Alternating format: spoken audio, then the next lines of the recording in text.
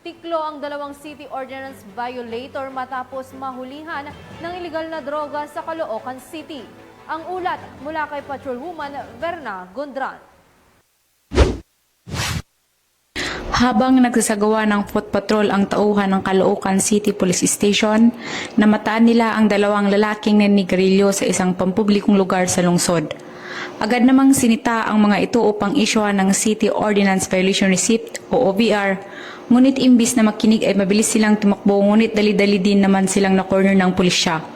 Nakumpiska ng mga otoridad ang 2 piraso ng maliit na pakete ng shabu na may tinatayang kabuang timbang na 7.91 gramo na nagkakahalaga ng 50,788 pesos.